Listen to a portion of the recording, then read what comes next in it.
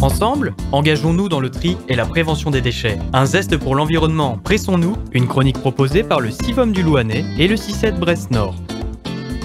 Bonjour tout le monde. Pourquoi ne pas planter une haie qui sert à quelque chose tout en demandant le minimum d'entretien ?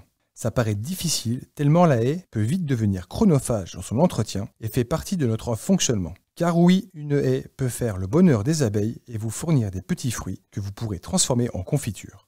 On a l'habitude de planter des haies à 50 cm de la clôture car on veut garder le maximum d'espace. Cependant, cela nous oblige à tailler au moins une fois par an et à tondre de grandes surfaces d'herbe.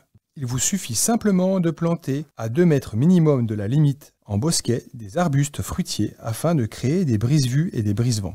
Vous laisserez grandir ces arbustes dont la taille adulte ne dépassera pas 2 à 3 mètres en tous sens. On peut citer par exemple la rogna, la mélanchier, le ragoumier ou bien encore le chalef qui sont d'excellents arbustes fruitiers.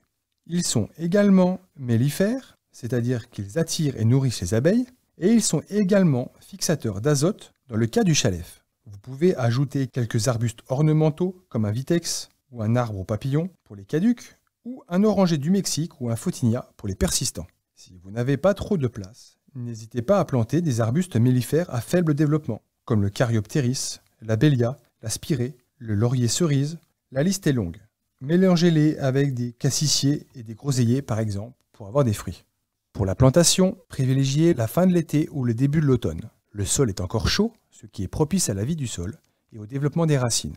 Apportez du compost ou du terreau sans tourbe lors de la plantation. Défaire un peu le chignon des racines qui se forment souvent dans le fond du pot pour permettre le développement de nouvelles racines. Et fournissez un bon paillage et un bon arrosage à la plantation. Veillez à ce que le sol soit suffisamment humide. S'il ne pleut pas, ou pas assez, n'hésitez pas à arroser. Prévoir si possible l'emplacement dès le printemps qui précède afin de l'amender et de le pailler. La vie du sol travaillera pour vous et l'enrichira. La reprise n'en sera que meilleure. Voilà, tout est dit. Les abeilles et les petits gourmands vous seront éternellement reconnaissants. À vous de planter. C'était un zeste pour l'environnement, pressons-nous, une chronique proposée par le CIVOM du Louhanais et le CICED Brest-Nord.